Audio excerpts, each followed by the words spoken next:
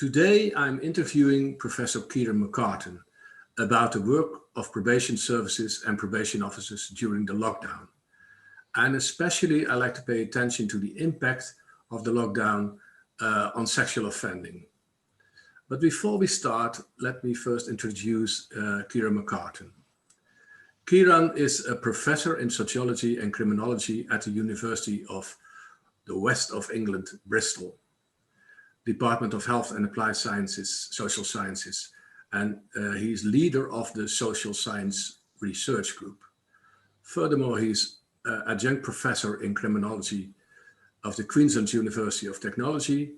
He is visiting research fellow at the University of Huddersfield, and he is international chair and executive board member of the association, the Treatment of Sexual Offenders, ATSA.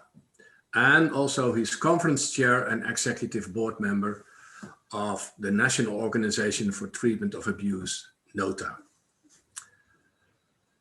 Kieran, my first question would be, what are for you the main challenges for probation services during the lockdown? Well, one of the main challenges that we have seen in probation is actually partially a bit of a recognition challenge. We've heard of clapping for nurses and supporting frontline workers, but a lot of people tend to forget that probation officers are also frontline workers, that they're also out in the community, and that they've been working during this time of lockdown. Now, some may have been working remotely from home, and others may have been going into the office or into the community. So I think one of the challenges is, while we have heard about the health implications of COVID and lockdown, there's also implications for the criminal justice system and the risk management system as well, including probation officers. So I would say that that would be the first and foremost challenge, recognizing the work that is being done by probation during this challenging period. Yeah. And regarding this, would you think that the lockdown will have an impact on reoffending and resistance? It's difficult because when you look across the variety of different types of offences and people who've committed offences that probation work with, you could see how some types of offences might lend themselves more towards lockdown. So, for instance, downloading or viewing child exploitation material, maybe committing a contact sexual offence in an intrafamilial situation or domestic violence, where others may be more challenging to think of. So, for instance, if you look at drug dealing and the drugs trade, it will have had to have radically changed the ways in which it's sold its product and moved its product because of lockdown. So when we look across the range of offences and people that probation work with, I think we can see varying degrees of change depending on how lockdown will have affected them. Yeah, you already mentioned it, but you think that the lockdown has had an impact on sexual offending and especially online sexual offending? Well, it's interesting because I think we don't know a lot about sexual offending. Let me rephrase that. We know a lot about the people that we catch. So we know a lot about the people in the system, and we make assumptions and through prevalence studies about the rates of sexual offending. But what we do know is that generally speaking, sexual offending across the board is underreported and underrecorded. Now, if people in normal times are not coming forward and asking for help or support during times of national crisis and lockdown, they will be less likely to be coming forward to seek help and seek support. So on the first level, actually, we're talking about the sexual abuse and domestic violence that would happen as a matter of course, maybe not being addressed. And then you have people who have concerns about their sexual behavior and sexual abuse tendencies, either in terms of reoffending or first-time offending, that are not getting the support that they need because of lockdown. So what you then end up seeing is maybe the stress of lockdown and compounded other factors that go along with that leading potentially to an increase in sexual abuse, whether it's contact or downloading sexual abuse. But realistically, we should probably expect an increase in the use of and visitation to child sexual exploitation material sites, the increased use of online pornography and things related to that because of the lockdown restrictions. And in a few weeks' time, the Internet Watch Foundation will publish their annual figures. Okay. That will be really interesting to watch and see whether some of these assumptions actually play through. But lockdown has meant that people cannot groom and sexually offend in the same way outside of the family. So if you've got non-familial abuse and non-familial abusers, it is likely that they may go and look at online material. Yeah, yeah, I think so. And you also mentioned domestic violence. From what we've heard from our members, the probation organizations all over Europe, they are very concerned about the increase of cases of domestic violence in their caseload. They see things happening. They say, okay, this domestic violence and also sexual abuse, what you mentioned, will be a major topic we have to address in the coming period, because and that makes sense, because well, when you think about why people commit interpersonal violence, whether it's sexual abuse or domestic violence, we think in terms of risk factors and protective factors. And risk factors can be stressors, they can be health, they can be psychological stressors. And when we think about what we've been through this year in terms of lockdown, in terms of, isolation, if you are under pressure or you are feeling riskier, then your risk factors will go up in response to it. So you're already talking about people who are at risk of maybe committing an offense or are currently committing an offense, feeling riskier as a consequence of the national lockdowns and COVID restrictions. Yeah. You also mentioned the staff, the changes for the staff. What has been the impact of the lockdown on probation staff? And then in terms of managing the risk or reoffending, training, and of course, working from home. So I think there's been massive changes in the way that probation have had to work. They've really had to think outside of the box around all of this.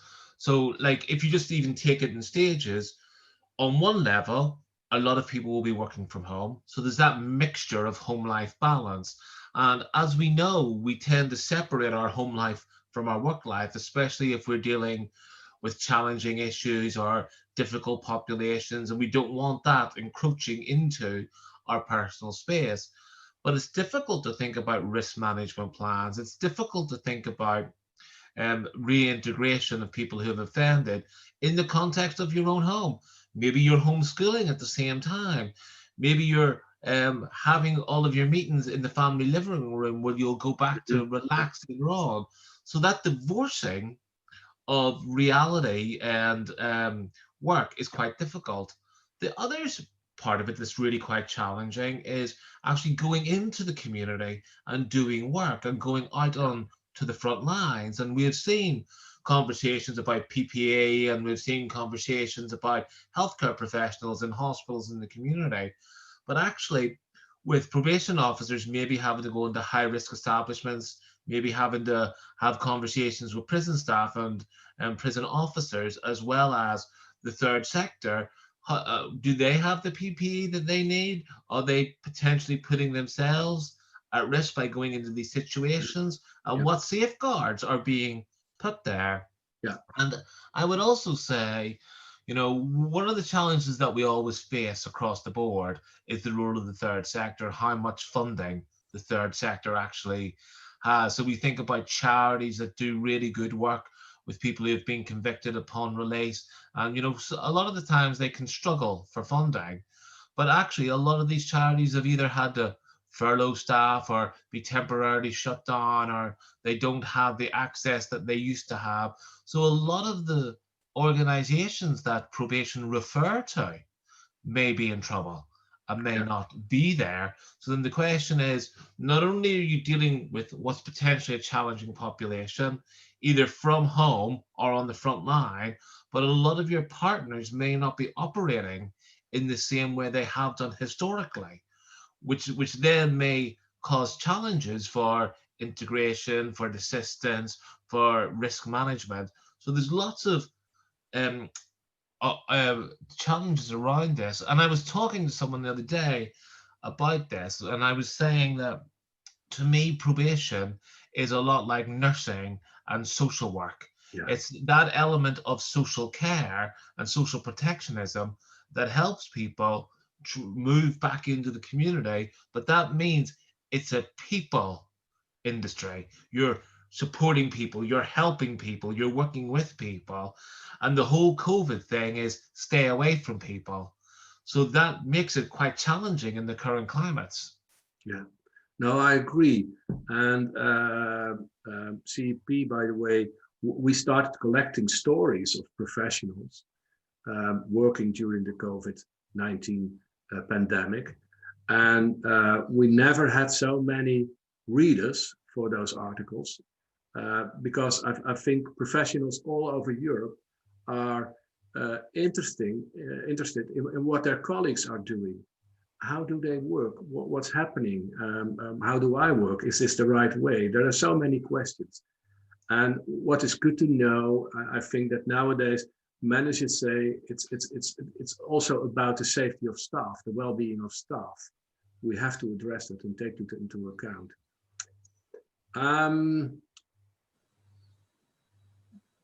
I come to the last questions. I have two more. What do you think will be the next new normal of probation work, and how do sexual offense management in probation will look like?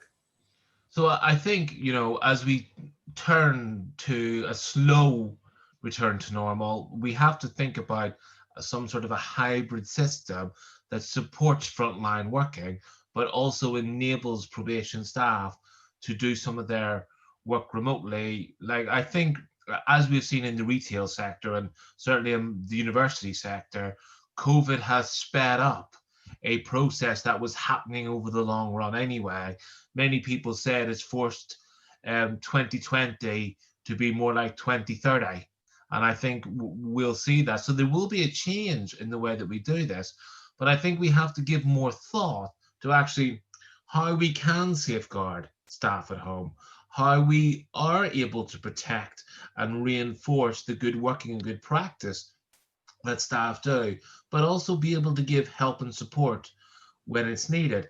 And will frontline services change? And if so, in what way will they change? I think we've also realized that we'll become more dependent upon technology as a medium for doing things, but actually that there also presents its own challenges, because the way that people present themselves on technology and the way that we read people on technology is not the same as being in the room with them. And when you think about the work that most probation officers do, it's those little tales, it's those nuances that probation officers pick up on that enable them to make informed judgments that work to support community rehabilitation and reintegration. But I think we need to think of what this hybrid actually is.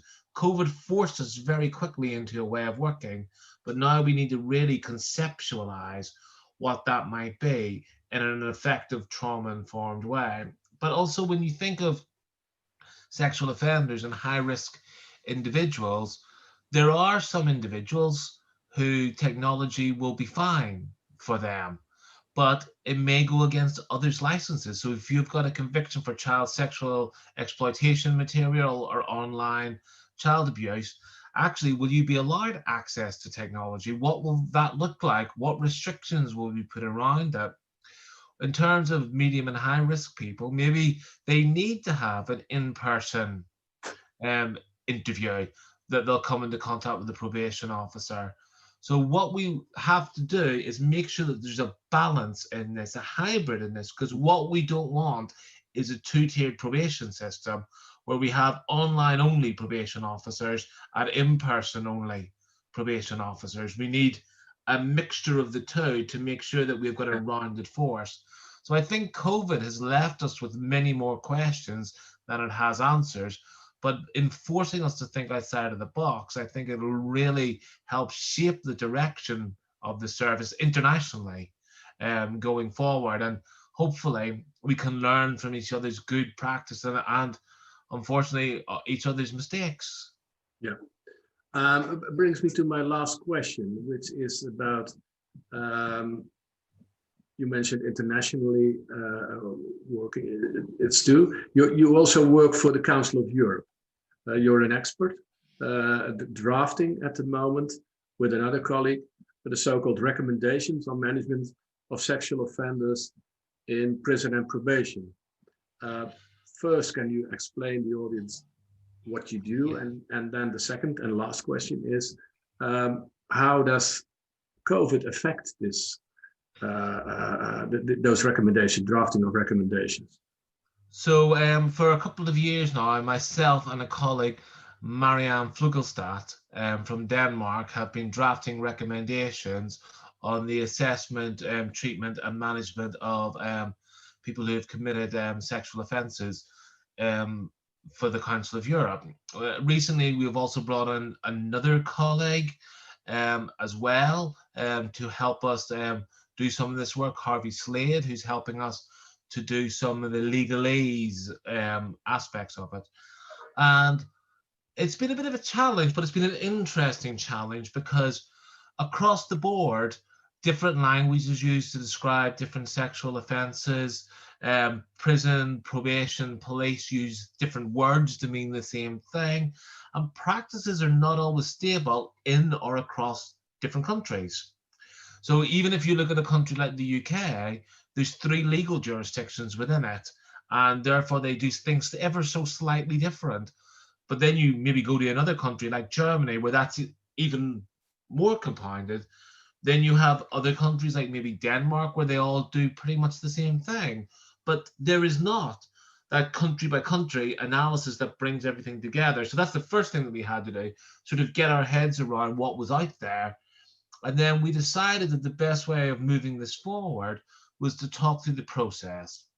So from arrest to prison to release to community management, thinking about data sharing agreements, media policies and practices, and actually how to work with communities around this. Because one of the challenges around all offending, but especially sexual offending, is that people come from communities and go back into communities.